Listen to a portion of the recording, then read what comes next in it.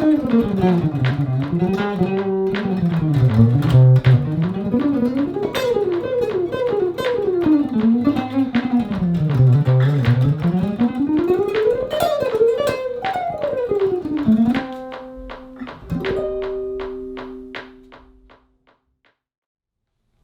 friends, thanks for joining me in this video companion lesson to my minor threat lick series. This is basically a fretboard roadmap for Harmonic Minor Bebop. And I basically lay out Harmonic Minor Bebop in 5 positions across the fretboard. And I do this for pretty much everything, for major scales, melodic minor, dominant 7 bebop, etc., etc. I find that this system is the easiest for me to visualize the fretboard in. I really believe that the way that this lays out has a more natural feel. So we're going to dive into it. We're going to talk about picking. We're going to talk about fretboard visualization, which I alluded to before. And we're really going to get to know this Harmonic Minor Bebop Scale. And then you can go back and check out those super licks and maybe you'll have a better understanding. So without further ado, let's get into the video.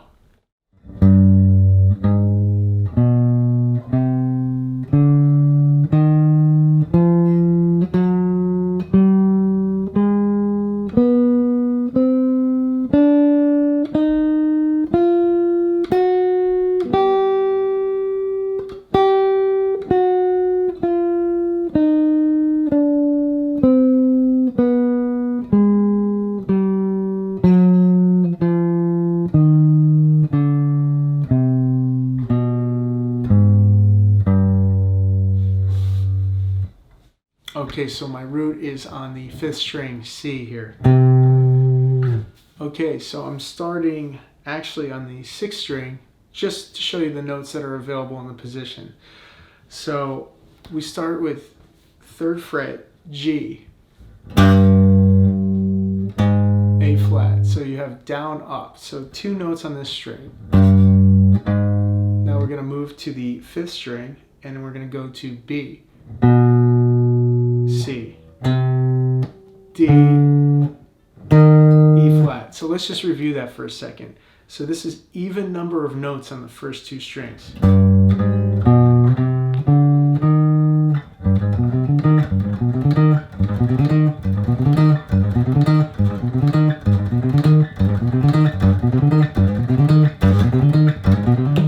So I really like that even number of notes on each on these strings because you can utilize that.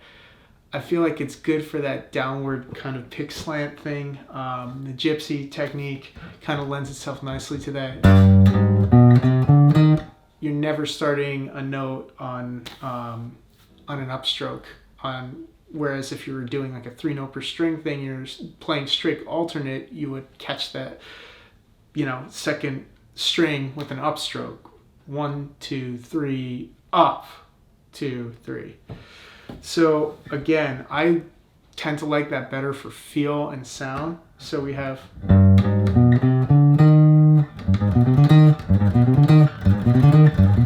okay, so we have the 2-note, 4-note thing. So that's let's pay attention to that shape because if you start visualizing that, it's going to become apparent all over the fretboard. So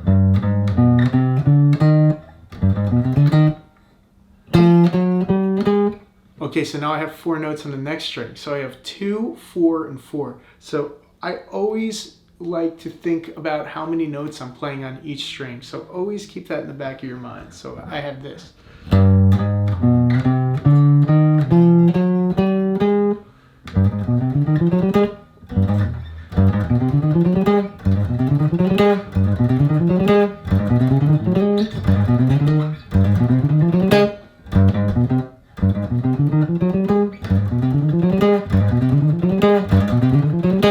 So here's something that's really cool that probably not a lot of you are doing. Try to phrase triplets with that. And it's obviously with triplets are three notes, right? 3-note groupings. triplets really lend themselves to that 3-note per string thing. But when you're doing it 2, 4, 4, it becomes a totally different thing, and it really, really locks in your right hand. So.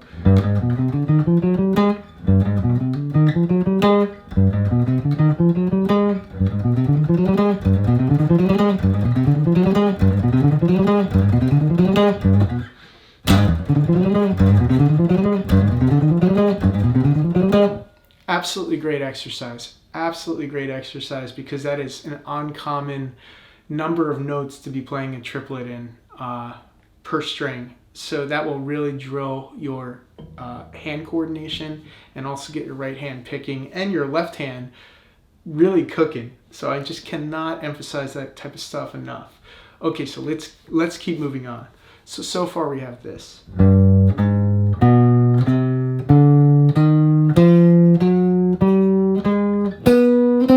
Okay, so now we have another 2 right there. So far we have 2, 4, 4, 2 in terms of the number of notes we're playing on each string. All even.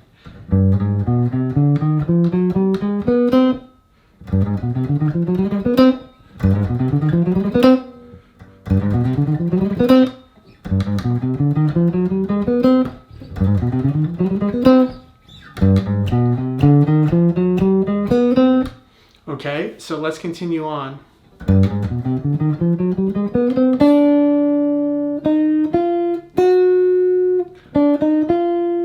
Okay, so you can do there's 2 ways to look at this, and I think I play this different depending on what position I'm in, but I'm going to show you both. So.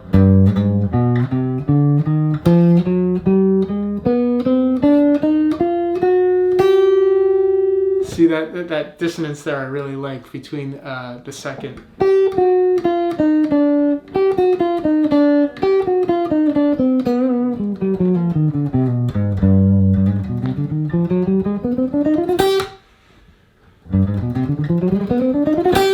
Okay, so there was 4 notes on the B string. And then we're back to our G. Okay, so let's play that up and down.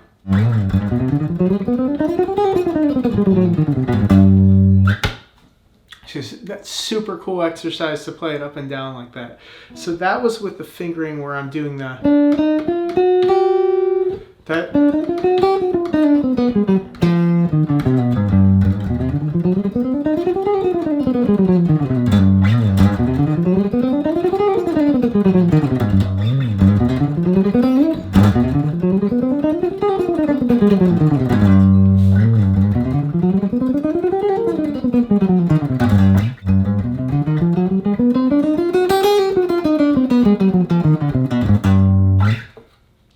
Okay, so let's play it up and down at a medium tempo.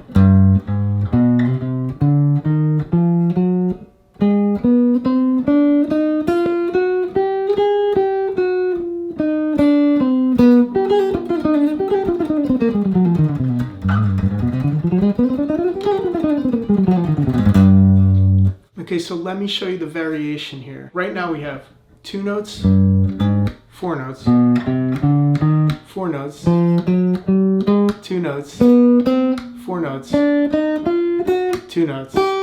So all even.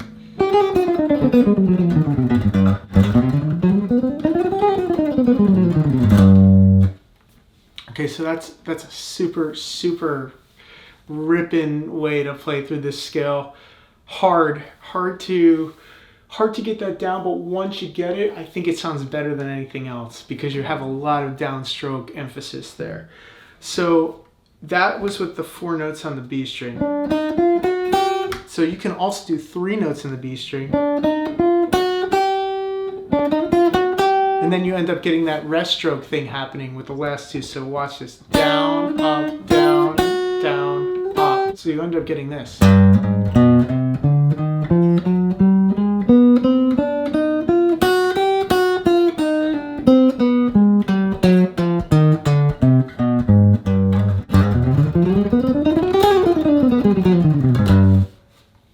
So that's that little change in the strings right there. Instead of doing 4 notes,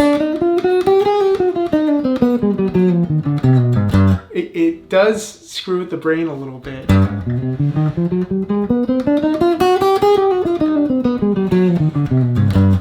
It's good to know both. I would practice both right there. I mean, obviously, you have that unison thing happening. I think there's certain positions where I prefer one over the other, but again, I do like that two note, 4-note thing happening. Just let me show you one thing while we're here. Think about the octave for this. Okay, so the 2-note, 4-note thing is powerful. So just real quick, if we ended up going down here, I know we're going out of position for a second, but I want to show you something. So those are the four, those notes are still in the scale. Look, that's the octave of this.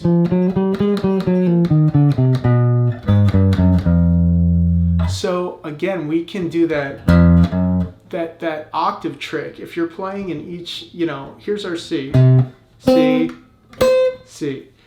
So if I have those notes available to me, and I just repeat that in octaves,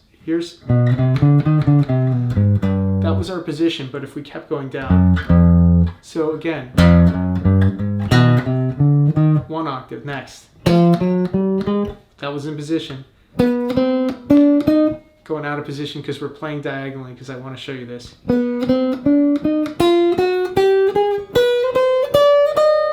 So all you have to remember is 2 fingers, the chromatic, 4-note, 4-note, 4-note, 4-note, 4-note, 4-note. I think I got that right. 4 notes per each of the 6 strings. So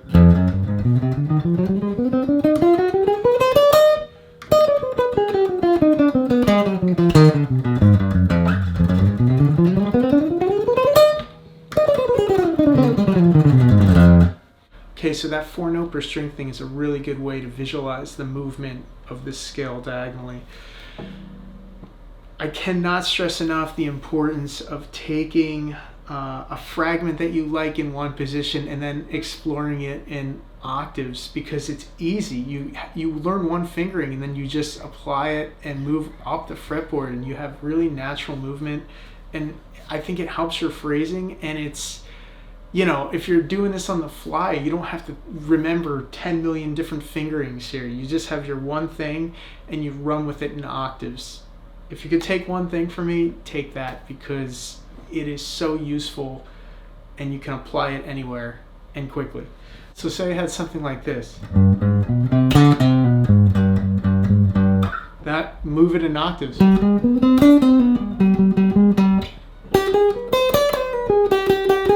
And look at how much space we just covered.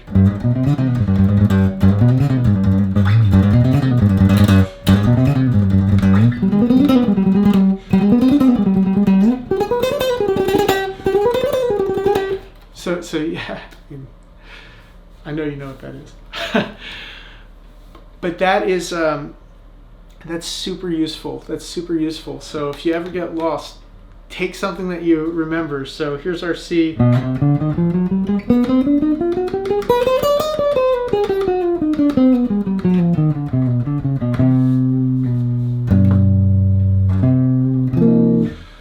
And then, you can take it and run with it. Okay, so let's just review that position one more time, because it just jumped all over the place. But that's the idea of this. You play something, you discover something, you take off with that, come back to your foundation. I think, I don't know. So let's try that.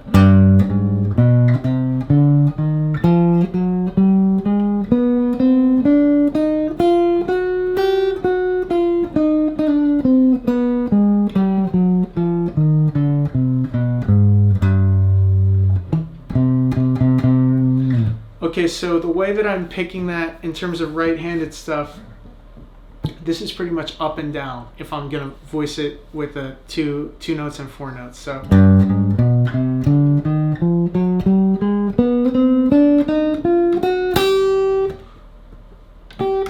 and now, just because of I would start this with an up so I can get the next string on a down.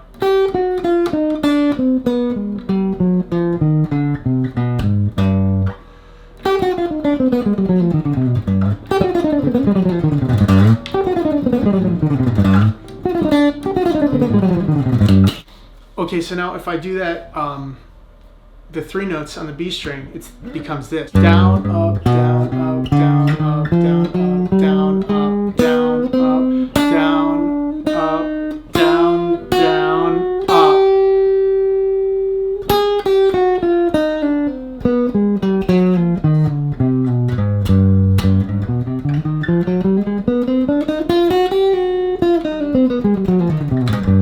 I really try a lot, and look at the right hand cam for this, but I really try to start each string with a downstroke. Let me show you a fingering that I really like in this position, and it's just basically this.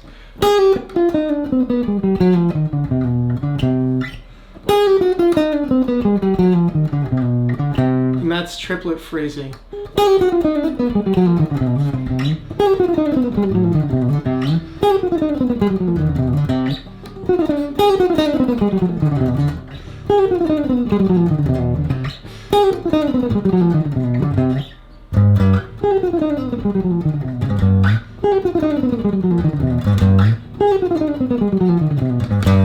Again, that whole triplet thing in this position is really cool because it's not a common way to phrase it, especially when you're playing even notes on each string, and it'll really get your hands synced. So check this out.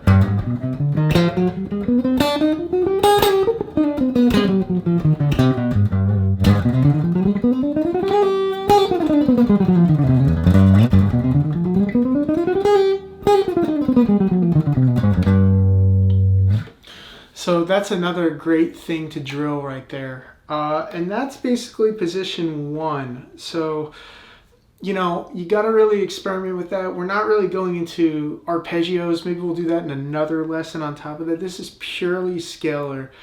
And really, you got to put in a lot of time with this and find out what's comfortable for you. Again, I am phrasing this with a lot of even number of notes so I can start the string on an upstroke. I am always trying to do that, even if it involves pull-offs. Like, again, just to reiterate, if I'm starting from the high and going to low, say,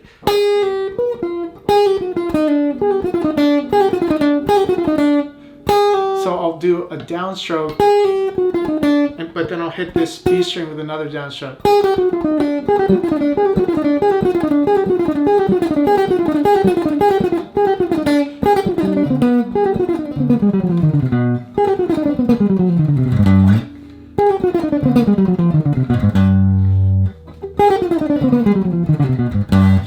So really though, I like to mix in the pull-offs there. So look.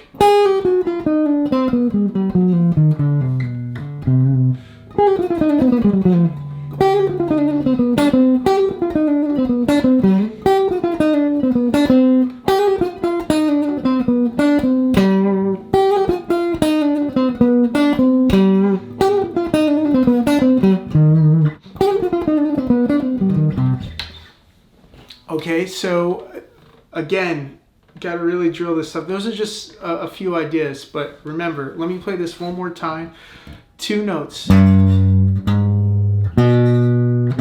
notes, 4 notes on the D string, 2 notes G string, 4 notes.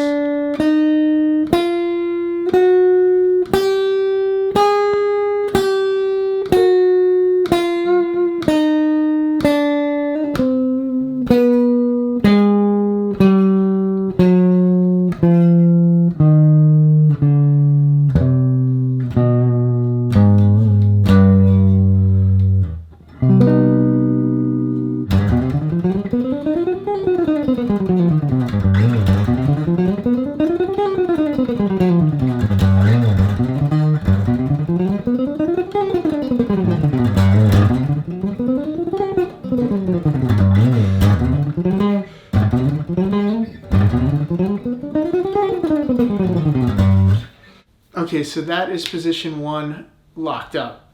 So let's move on to position 2.